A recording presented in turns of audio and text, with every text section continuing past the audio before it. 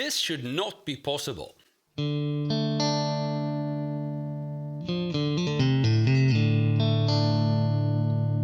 Why? Well, the D major chord involves all three fingers, so there's really no room for doing. However, it was perfectly possible. How is that even possible? So hi there, I'm Chris, and today I'm gonna show you some very quick truths that is basically gonna allow you to have a lot of fun with any of the basic chords you know. So let's go. Okay, so first of all, how do we learn chords? Well, we learn a fingering. It's like, that's the D major chord. Whenever you see D major, you play this, and you have to fret it like this, and you may only play from the D string, and you get all those rules. Now, that's perfectly fine, of course, when you're starting out, but they're not that useful when you get more advanced. Or I wouldn't even say when you get more advanced. As soon as you pass the stage of learning, memorizing, and playing these chords, you're ready to start breaking the rules. So I guess that would land you in the intermediate zone.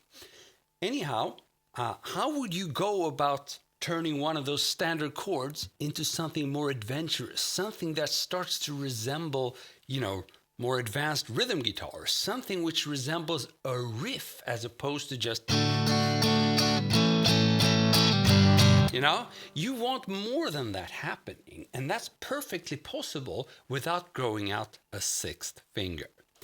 And the thing that a lot of people misunderstand is that just because there is a way you start out playing a chord doesn't mean that you have to play those specific notes all the time whenever you're playing, let's say, D major.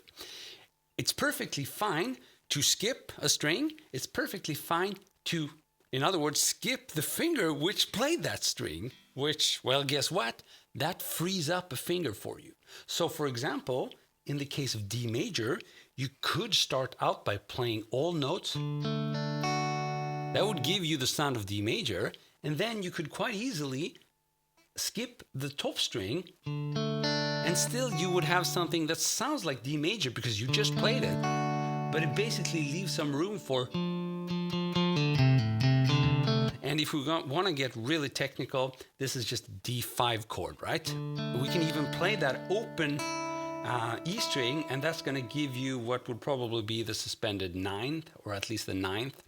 But that's way above our level right now. We don't have to care about that. We only need to focus on the fact that skipping a finger frees up opportunities for us.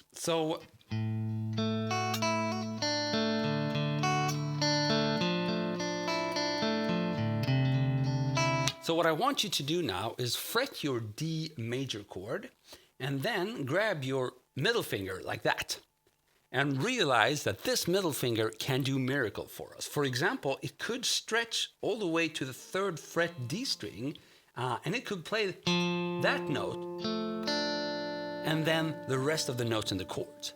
And you could get very adventurous and start by doing, and then you add that extra note.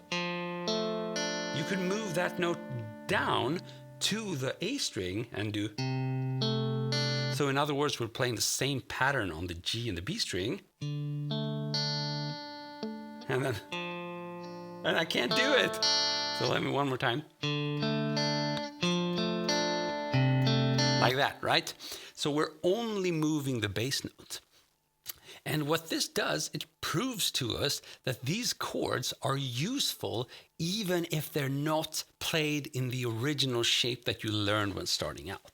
Remember, a chord is usually just a combination of 3, 4, or maybe even 5 notes, but there's no saying in what's the right way to play those notes. You can play them any way you want. You can skip a note, and if it sounds fine to you, it is fine. And guess what? Many of the most famous riffs in world history do not use the standard voicings and open chord shapes that we learned when starting out. Instead, they're changing a note here and there, and that's really how you make those chords come to life. So what I want you to do right now is think about your other chords. Can I skip a finger here and there? What does that allow me to do?